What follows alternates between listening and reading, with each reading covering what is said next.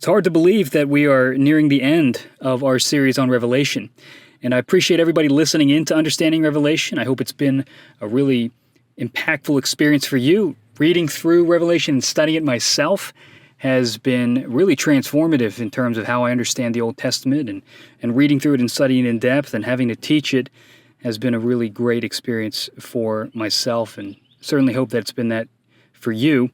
I'm going to be recording this episode, and then the next episode's the last episode. Again, appreciate you guys for tuning in. If you hear some birds chirping in the background, it's because I have the door open in my car. I record these in my car. We're very low budget here, but just to get some better sound quality. But it's just too hot. It's the Florida heat. It's coming in, and I don't want to pass out. So if you hear some background noise, that's the explanation for that. But let's look at Revelation 21 today. And I think it'd be helpful to understand how impactful these last few chapters of the Bible, the entire Bible, are in terms of understanding the overall arc of the narrative of the Bible. The Bible begins with creation. It begins with a marriage, a husband and a wife, and a garden surrounded by rivers and precious stones. And it ends the same way, with a new creation, Christ and his bride, and a garden turned into a city built with precious stones and flowing with living water. The Edenic image is all over these final chapters. And this is meant to teach us something. God fulfills his plan for creation in Christ by the Spirit, reconciling his sinful people to himself. He will be their God, and they will be his people. That's the promise that runs through the entirety of both the Old and the New Testaments. And the church, adorned like a bride on her wedding day, is about to meet her groom. And the goal of everything is communion. Communion with God is the ultimate goal of life, which is why Revelation ends with a wedding. The church, the bride, is preparing to feast with Christ, her groom, in the new creation, with death defeated and every tear wiped away. And that's how it works. Out of a union between a man and a woman, out of a union between a marriage, comes new life. And here comes new creation, the renewal of all things. This is understanding Revelation.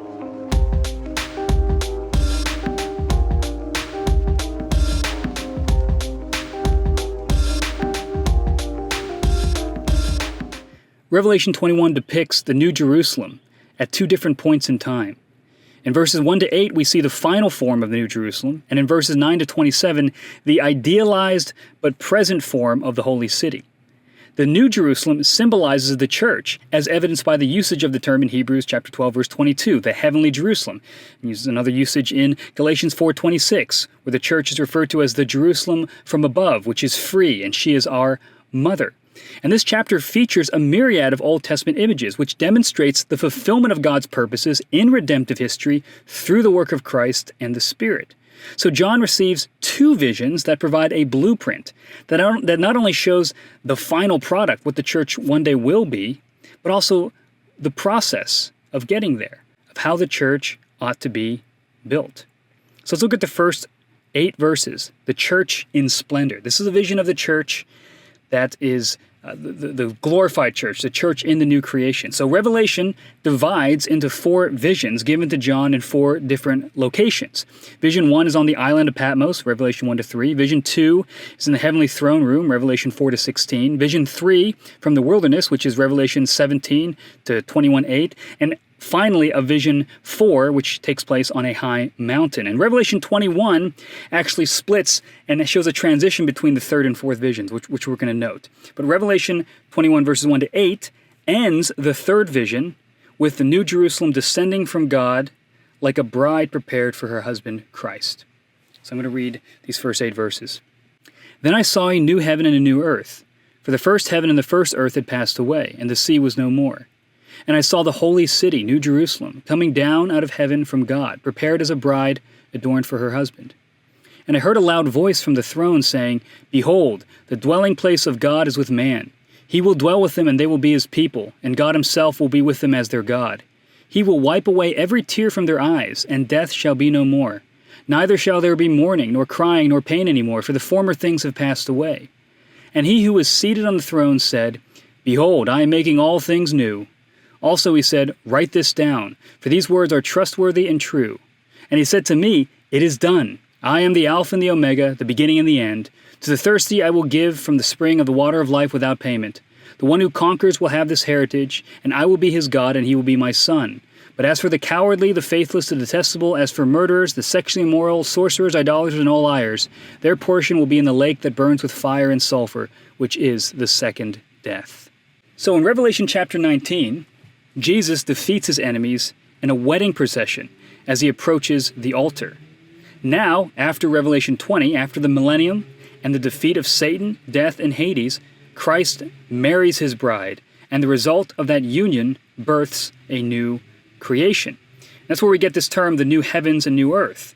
And that actually comes from Isaiah 66, verses 17 to 25, which depicts the new creation in terms of old creation language: peace from enemies, fertility, prosperity, and joy. And this is how Old Testament prophecy works. Isaiah's prophecy contains two horizons.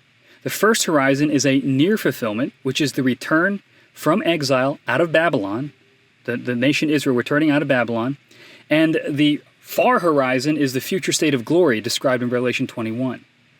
And the way this works is that if you think about a mountain range, you'll see two mountains, and they look like they're right on top of each other. But if you actually go up to the mountain, you realize they're separated by miles of roads and landscape. And that's how prophecy works. To the prophet, it looks like it's all on top of each other. It's all going to happen at once. But in reality, there's time in between those two mountains that from a distance looks like one flat mountain range. So how we read this back into Isaiah is this. When Isaiah talks about the new heavens and new earth, he's thinking about the near horizon, the return from exile. But when the Israelites returned from exile, you can read it in Nehemiah and Ezra, it wasn't the same. They didn't have a king. They weren't prosperous like they used to be. The temple wasn't back to its former glory. So the return from exile can't be the fulfillment of God's vision. There must be a future greater pattern or a future greater fulfillment yet to happen.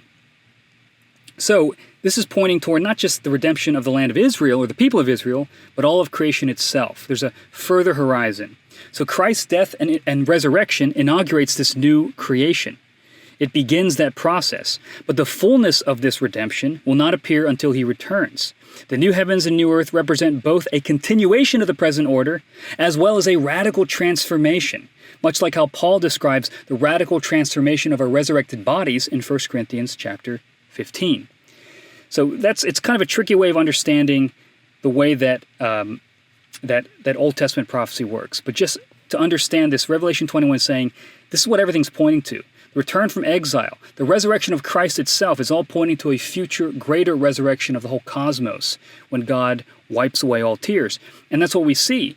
In this new Jerusalem, in this new creation, there's no longer tears, death, mourning, crying, or pain. So obviously that hasn't happened yet. But the new creation's glory is not just in the fact that those tragic things are absent, but the new Jerusalem is characterized by who's present. God himself will be with them as their God. He himself wipes away their tears. The glory and joy of new creation is communion with the living God himself. God gives living water for his people to drink. But the cowardly, faithless, detestable, murderers, sexual immoral, sorcerers, idolaters, and liars, they will not receive this new creation. Instead, they will receive the second death, which is referred to as judgment, eternal judgment. Remember, in Revelation 20, the first resurrection is a spiritual resurrection, a glorification into heaven. The second resurrection is our physical resurrection. The first death is our physical death, and the second death is eternal punishment in the lake of fire. This refers again to God's eternal punishment, where the damned experience the light of God's presence as burning fire. That's what happens when sin encounters a holy God. And the pain that they feel is the anguish of being in God's goodness as sinful, evil people. The New Jerusalem, within the new creation, ends John's third vision, which lays the foundation for another perspective of the New Jerusalem in the fourth and final vision. So remember, this is wrapping up the third vision, where it ends with the New Jerusalem, and then the fourth vision is going to begin with Jerusalem again descending from heaven, but now from a different angle. That's the church in progress. The first angle was the church in perfection. Now this is the church in progress, verses 9 to 27. So John's first and third visions occur on the first earth, the first creation. His second vision unfolds in the first heaven. But here from the mountain he glimpses a new creation entirely. Remember, heaven and earth are created realities. God created both the heavens and the earth. And both heaven and the earth are going to be transformed at the return of Christ. The resurrection has changed things both in heaven and on earth. Now, Moses stood on Mount Nebo and saw the promised land. That's in Deuteronomy 34:1, but he wasn't allowed to go in. Ezekiel stands on a very high mountain and sees a glorified temple, Ezekiel 42, but he's not able to enter the temple. John sees in full what Moses and Ezekiel saw only in part, the New Jerusalem church, the new temple of God, but symbolically idealized in the present church. Okay, so this is a little bit of a tweak. One of the things that John sees, or rather Ezekiel sees and Moses sees, is they see a blueprint of the future. And blueprints show the final structure, but also all the inner workings and really the process of how to get to that final structure. And I think this second vision of the New Jerusalem descending is coming at it from a more provisionary standpoint. It's going to show elements of the church that are perfected, but also elements of the church that are present. And I think you'll start to see that as I read this passage. So Revelation 21, verses 9 to 14. Then came one of the 7 angels, who had the 7 bowls full of the 7 last plagues, and spoke to me, saying, Come, I will show you the bride, the wife of the Lamb. And he carried me away in the Spirit to a great high mountain, and showed me the holy city Jerusalem coming down out of heaven from God, having the glory of God, its radiance like a most rare jewel, like a jasper, clear as crystal. It had a great high wall with 12 gates, and at the gates 12 angels, and on the gates the names of the 12 tribes of the sons of Israel were inscribed. On the east 3 gates, on the north 3 gates, on the south 3 gates, and on the west 3 gates. And the wall of the city had 12 foundations, and on them were the 12 names of the 12 apostles of the Lamb. And the one who spoke with me had a measuring rod of gold to measure the city and its gates and walls. The city lies 4 square, its length the same as its width. And he measured the city with his rod, 12,000 stadia. Its length and width and height are equal. He also measured its wall, 144 cubits by human measurement, which is also an angel's measurement. The wall was built of jasper, while the city was pure gold like clear glass. The foundations of the wall of the city were adorned with every kind of jewel. The first was jasper, the second sapphire, the third agate, the fourth emerald, the fifth onyx, the sixth carnelian, the seventh chrysolite, the eighth beryl, the ninth topaz, the 10th chrysoprase, the 11th jacinth, the 12th amethyst, and the 12 gates were 12 pearls, and each of the gates made of a single pearl, and the street of the city was pure gold like transparent glass.